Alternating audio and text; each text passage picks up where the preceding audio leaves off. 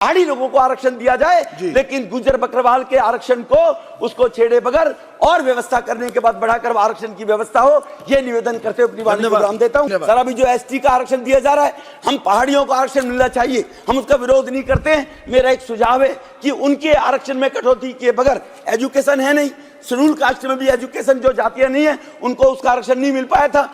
धन्यवाद सर जी। माननीय सभापति जी, आपने जम्मू कश्मीर के पंचायतों में, निकाय चुनाव में ओबीसी समाज के लोगों के आरक्षण के लिए आज ये जो बिल लाया गया है, माननीय गृह मंत्रालय के द्वारा माननीय गृह मंत्री अमित शाह जी को इस बात के लिए मैं बधाई देता हूँ। हमारे देश के प्रधानमंत्री माननीय मोदी जी, उन्होंने 2014 में ही कहा था सबका साथ सबका विकास। उसी पद्धति के तहत हर जिसकी जितनी भागीदारी उसको उतनी हिस्सेदारी मिलनी चाहिए, इसी को लोकतंत्र कहते हैं सर।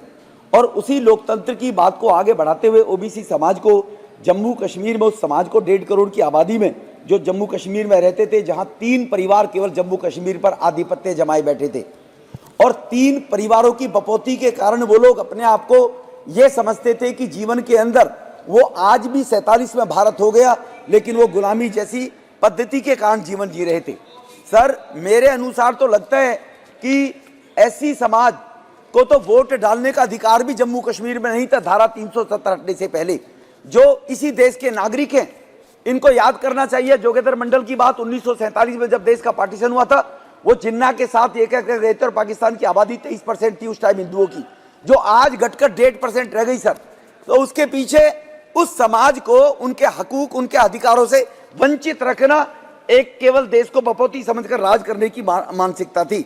आज जम्मू कश्मीर की जो जमहूरियत है, उनकी मेहरबानी पर जो जीने को मजबूर हुआ करती थी, उसके पीछे मैं कुछ आंकड़े आपके सामने सर रखना चाहता हूं। जम्मू कश्मीर का धारा 370-19 के बाद लगने के बाद, हटने के बाद धारा 370 के मसूदी साहब बैठे हैं, वो सुनेंगे तो बढ़िया रहेंगे। बड़े अच्छे शब्द बोले थे, अपनी बात को कंट्राडिक्ट कर रहे थे जब उनको जो सूट करती थी। सर, 58 प्रोजेक्ट पिछले 5 साल में वहां पर लागू किए गए, जो 32 कंप्लीट हो गए। 2019 से 24 के बीच में जो 5300 करोड़ रुपए खर्च हुए। आज वर्ल्ड का हाईएस्ट रेल ब्रिज अगर कहीं बना है तो जम्मू कश्मीर के अंदर बना है, और मोदी जी के नेतृत्व में बना है।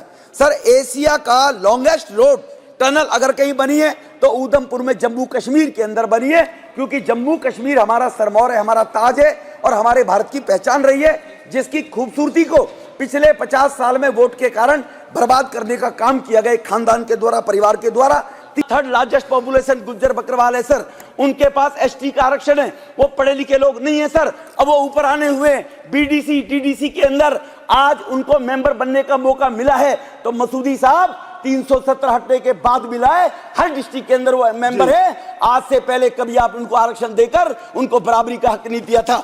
आप उस राज्य को अपनी बपौती समझकर उनसे नौकर की तरह व्यवहार करके काम कराते थे, शोषण किया करते थे। सर, अभी जो एसटी का आरक्षण दिया जा रहा है, हम पहाड़ियों को आरक्षण मिलना चाहिए, हम उसका विरोध नहीं करते हैं। मेरा एक सुझाव है कि उनके आरक्षण में कटौती किए बगैर, एजुकेशन है नहीं, शेड्यूल कास्ट में भी एजुकेशन जो जातियां नहीं है उनको उसका आरक्षण नहीं मिल पाया था।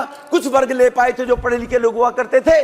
पहाड़ी लोगों को आरक्षण दिया जाए, लेकिन गुज्जर बकरवाल के आरक्षण को उसको छेड़े बगैर और व्यवस्था करने के बाद बढ़ाकर आरक्षण की व्यवस्था हो, यह निवेदन करते हुए अपनी वाणी को विराम देता हूं।